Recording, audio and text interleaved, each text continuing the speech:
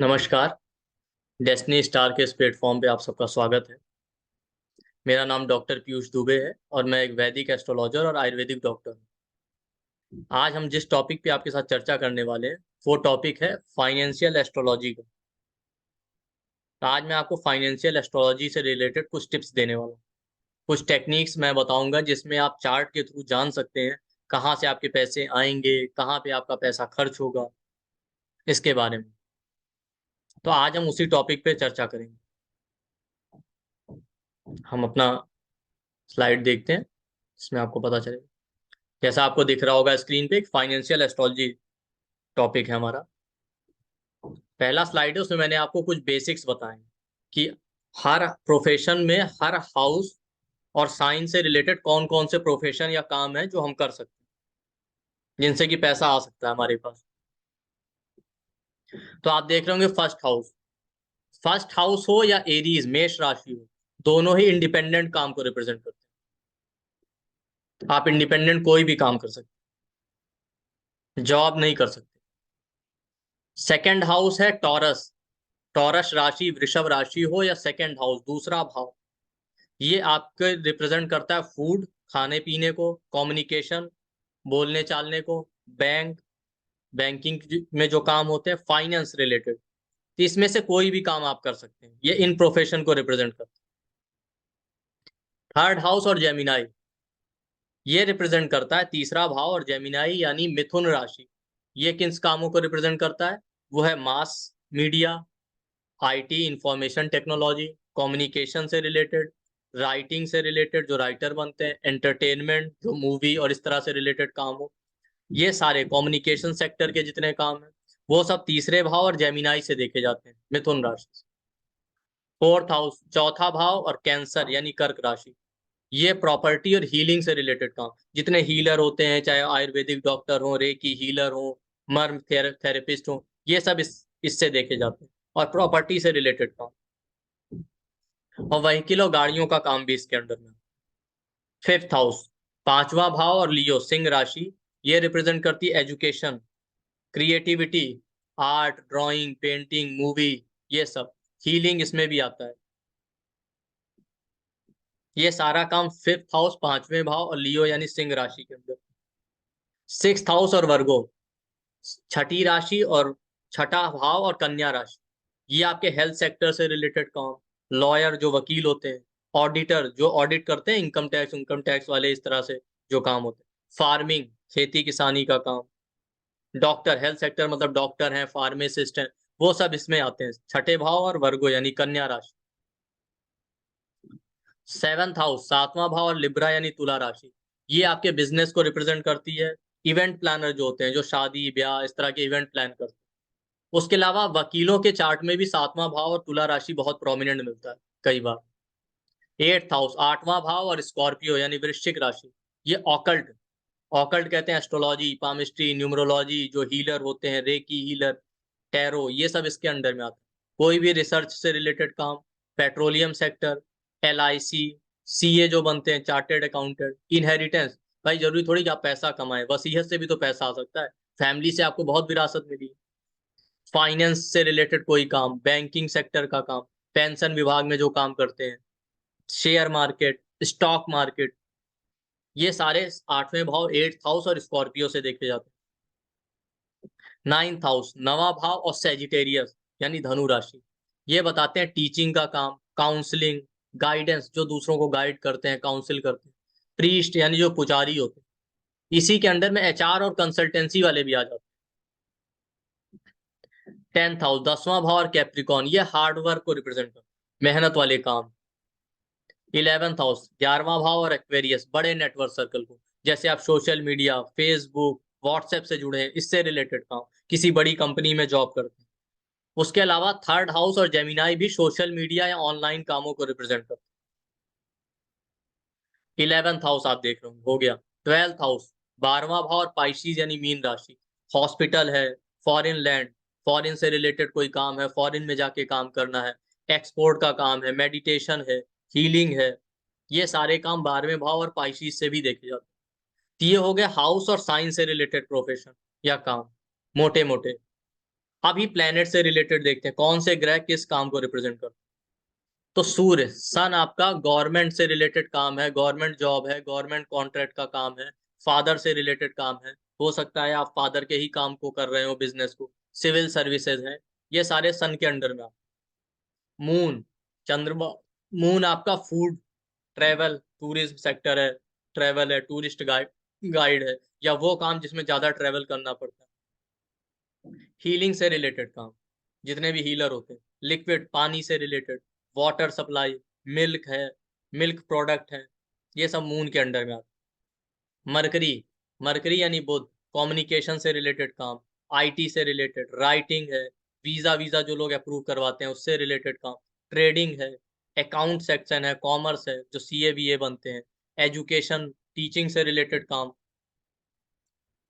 Jupiter, Jupiter यानी Brihaspati, banking sector को represent करता है, टीचिंग है, काउंसलिंग है, इससे रिलेटेड काम, प्रीस्ट भी जुपिटर वाले बनाते हैं, पुजारी। मार्स, मंगल जो है army, police, defence, military, yoga, gym, martial art, sports, engineering, property, electronics, इससे रिलेटेड काम सब मार्स के अंडर में आता है, मंगल के। वीनस शुक्र ग्रह रिप्रेजेंट करता है मैनेजमेंट से रिलेटेड काम, फाइनेंस, जो फाइनेंस एमबीए करते हैं इस तरह का, art, drawing, music, media, healing, medicine भी इसके अंडर में आता है। सैटर्न रिप्रेजेंट करता है आपके coal, iron, petrol, chemicals, construction, leather, ये सब सैटर्न के अंडर में आता है।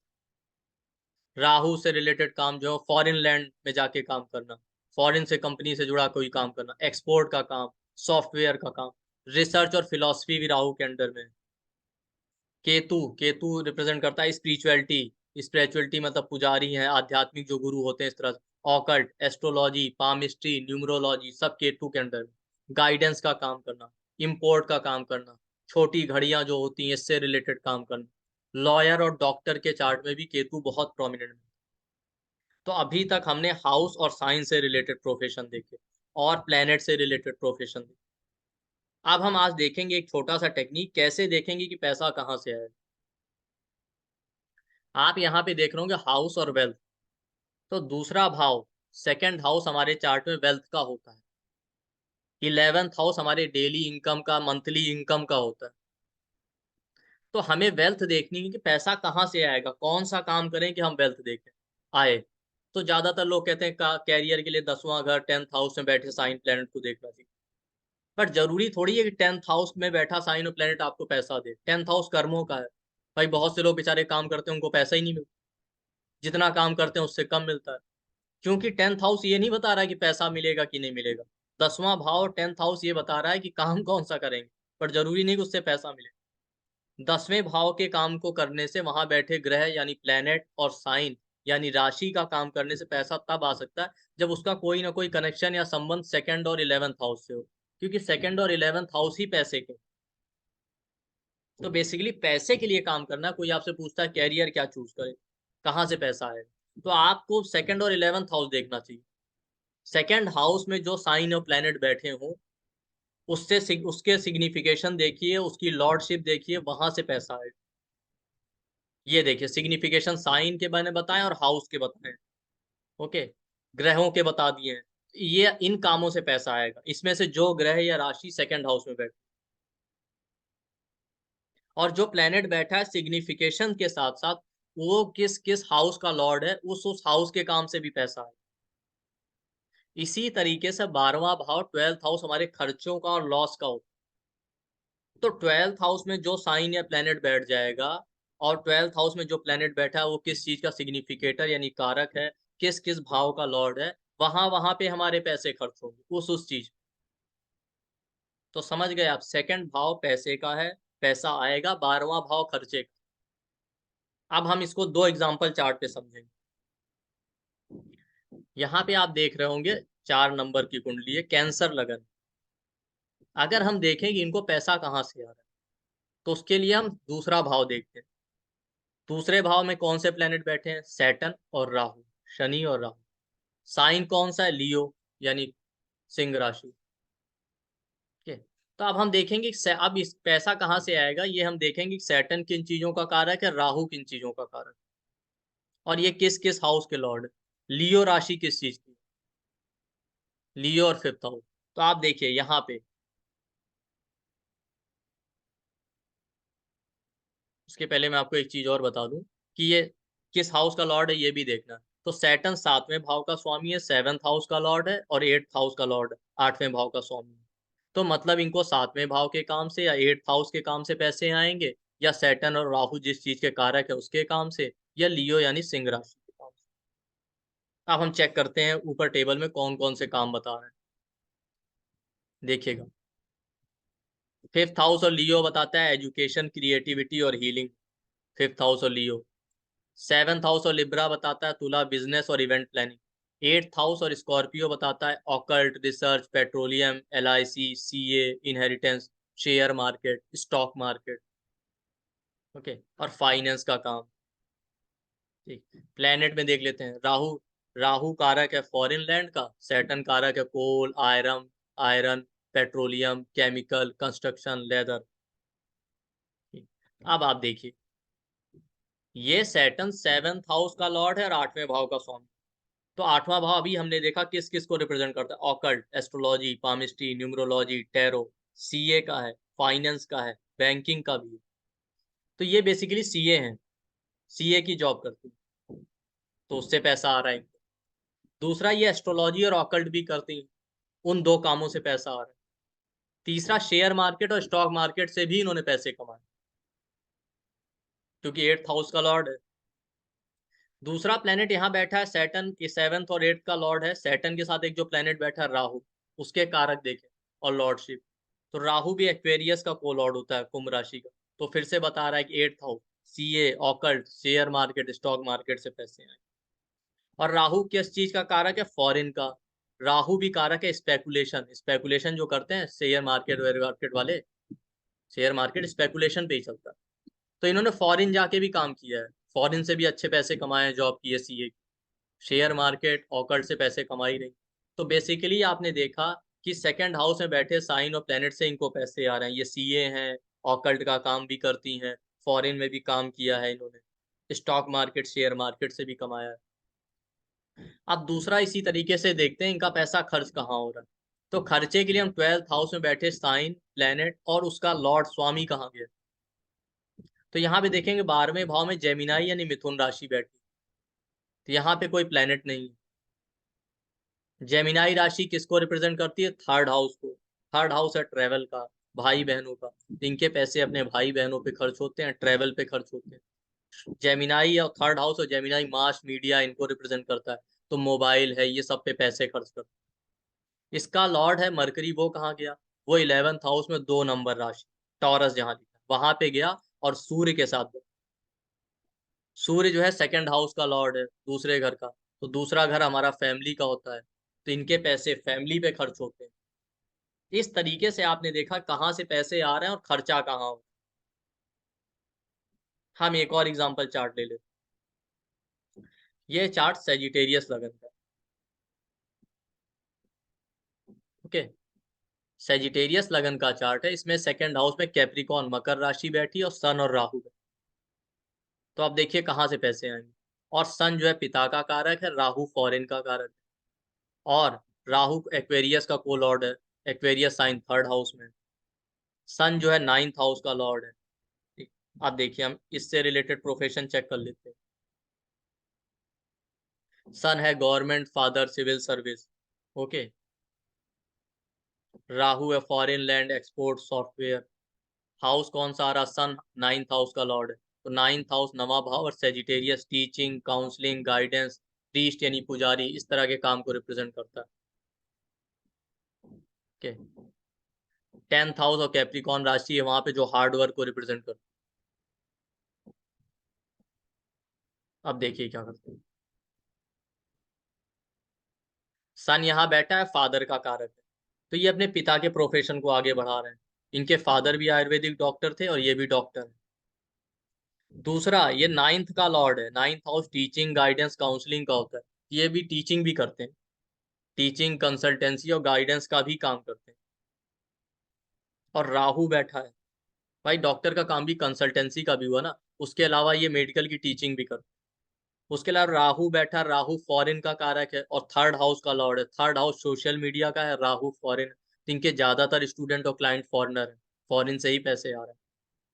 इस तरीके से आप देखेंगे कैप्रिकॉन और मकर राशि हार्ड वर्क की है, तो बहुत ज्यादा हार्ड वर्क इनको पैसे के लिए करना पड़ता है, बहुत मेहनत। अब इनका पैसा खर्च कहाँ होता है, तो उसके लिए, खर्चे के लिए और लॉस के लिए हम 12th हाउस देखेंगे। तो 12th हाउस में स्कॉर्पियो यानी 8 नंबर की राशि, तो वहां पे कोई प्लेनेट है नहीं है। स्कॉर्पियो को देखें तो स्कॉर्पियो क्या बताता है यहाँ पे, स्कॉर्पियो और 8th हाउस बताते हैं occult, research, petroleum, LIC, CA, inheritance, share market, stock market, finance, bank, pension. अब आप देखिए स्कॉर्पियो है 12th हाउस में, Scorpio occult, astrology, palmistry, numerology, इन चीजों, इनका ज्यादातर पैसा इन्हीं चीजों पे खर्च होता है, एस्ट्रोलॉजी पढ़ने सीखने में, पामिस्ट्री पढ़ने सीखने में, न्यूमरो में, हीलिंग रिलेटेड चीजें पढ़ने और सीखने में ज्यादातर पैसा। और स्पिरिचुअलिटी भी है, आध्यात्मिक कामों पे। 12th हाउस डोनेशन का भी होता है ना, तो आध्यात्मिक चीजों में डोनेट करने के लिए, आध्यात्मिक कामों में इनका पैसा खर्च होता है। तो इस तरीके से हमने सोचा समझा कि पैसा कहाँ से आएगा और कहाँ जाएगा। इसके अलावा भी बहुत चीजें हम देख सकते हैं कि हमारा पैसा कहाँ से हमें पैसा आएगा। एक होता है नॉर्मल इनकम, नॉर्मल इनकम कहाँ से होगी। एक होता है ह्यूज वेल्थ, बड़ा पैसा कहाँ से है, हमारा पैसा खर्च कहाँ होगा। एक होता है बड़े खर्चे, एक होता है मंथली खर्चे, वो कैसे देखें कि जो करने ही करने। एक होता है हमारा पैसा फंसा कहाँ है, कहीं हमारा पैसा फंस गया या अननेसेसरी किसी काम पे हमारा पैसा खर्च हो रहा है जिसकी वजह से हम फंसा हुआ है यानी बंधन में महसूस कर रहे हैं, वो कैसे देखें। पैसे के लिए हम डील करते हैं, वो सही होती गड़बड़ हो जाती, जैसे कुछ लोगों का पे चेक अटक जाता है, जॉब कर रहे हैं, पेमेंट के चेक में गड़बड़ी हो गई, कोई डील किया चेक में प्रॉब्लम आ गई, कोई डील हुआ उसमें प्रॉब्लम आ गई बिजनेस में, वो कैसे देखें। लोन लेंगे तो वापस कर पाएंगे कि नहीं कर पाएंगे, ये कैसे देखें। पैसे पे हमारे कंट्रोल किसका होगा। मान लो पैसा कमा तो हम रहे हैं पर अपनी मर्जी से खर्च नहीं कर पा रहे, जैसे कुछ फीमेल्स होती है कमाती तो है पर बिना हस्बैंड की इजाजत के खर्च नहीं कर पाती, तो ये देखेंगे कि पैसे पे हमारे कंट्रोल किसका होगा। कौन सा ऐसा काम करें जिससे हमारा वेल्थ और पैसा बढ़े। अपना नेटवर्क सर्कल कैसे बढ़ाएं, कौन सी चीजों से अपना नेटवर्क सर्कल बढ़ाएं जिससे ज्यादा से ज्यादा वेल्थ बढ़े। शेयर मार्केट, स्टॉक मार्केट से पैसा आएगा कि नहीं आएगा, कौन कौन से योग। तो ये सारी चीज हम देख सकते हैं, फिर इसके रिगार्डिंग रेमेडी कैसे करें। तो इसी पे हमारा 10 डेज का पूरा एक कोर्स आ रहा है फाइनेंशियल एस्ट्रोलॉजी, जिसमें वेल्थ का पूरा पार्ट हम कवर करेंगे, कहाँ से पैसा आएगा, कहाँ जाएगा, लोन लेंगे तो फायदा होगा कि नहीं, लोन वापस कर पाएंगे कि नहीं, बैंकरप्सी के क्या योग होते हैं, दिवालियापन, शेयर कौन से योग हैं जिससे हम देखें शेयर मार्केट में पैसा लगाने से फायदा होगा कि नहीं, अगर होगा तो अलग अलग चार्ट के हिसाब से किस सेक्टर में इन्वेस्ट कर सकते, इंट्राडे में करें कि लॉन्ग टर्म इन्वेस्टमेंट करें, म्यूचुअल फंड करें या किस शेयर में करें। तो इसी पे हमारा पूरा एक 10 डेज का कोर्स आ रहा है, आप देखिए। तो इसमें हम देखेंगे कौन कौन शेयर मार्केट में इन्वेस्ट कर सकता है, कौन नहीं कर सकता, रूल्स क्या है इन्वेस्टमेंट, किस कर सकते हैं तो किस सेक्टर में कर सकते हैं, मार्केट बुलिश और बियरिश का कब होगा ये कैसे निकालें, ह्यूज वेल्थ का क्या कॉम्बिनेशन है चार्ट, कौन से एरिया से मैक्सिमम वेल्थ आएगा और कौन से एरिया से मंथली इनकम चलती रहेगी, ये कैसे देखें, कौन सी एक्टिविटी करें जिससे फिर वो हमारा वेल्थ बढ़े, पेमेंट में या डील जो करते हैं जॉब या बिजनेस में उसके रिगार्डिंग जो प्रॉब्लम आ रही वो कैसे देखें, खर्चे और लॉस कहाँ पे हो रहा है ये कैसे देखें, हमारे पैसे पे कंट्रोल किसका है, कमा हम रहे हैं पर खर्च नहीं कर पा रहे हैं अपनी मर्जी से, या कहीं हमारा पैसा ऐसा फंस जाता है, अननेसेसरी खर्चा हो जाता है कि जिसकी वजह से हम यूज नहीं कर पा रहे हैं। लोन, डेट, कर्ज, ये सब कैसे देखें, लोन पे कैसे होगा ये कैसे देखें? और रेमेडी कौन कौन सी कर सकते हैं अपने फाइनेंशियल ग्रोथ और लोन के पेमेंट के लिए, पैसा कहीं फंसा हुआ है तो उसे वापस पाने के लिए क्या रेमेडी करें, बैंकरप्सी के लिए क्या रेमेडी करें। उसके अलावा हम टाइमिंग भी देखेंगे कि कैसे अपने चार्ट से टाइमिंग करें कि किस साल में, किस ईयर में, किस महीने में सबसे ज्यादा पैसा आ सकता है। सबसे इंपॉर्टेंट बात टाइमिंग का, कि किस महीने किस साल में सबसे ज्यादा पैसा आ सकता है, और किस टाइम पे हम अगर शेयर मार्केट या कुछ भी कर रहे हैं तो किस टाइम पे हम इन्वेस्टमेंट करें जब ज्यादा प्रॉफिट के चांस है, और किस टाइम पे इन्वेस्टमेंट करने पे हमको लॉस हो सकता है। तो इस पे हमारा एक डिटेल कोर्स आ रहा है 10 दिन का, फाइनेंशियल एस्ट्रोलॉजी के ऊपर, जिसपे हम डिटेल में इन चीज़ों के बारे में बात। तो आई होप आज का ये सेशन आपको पसंद आया होगा। Thank you. नमस्कार।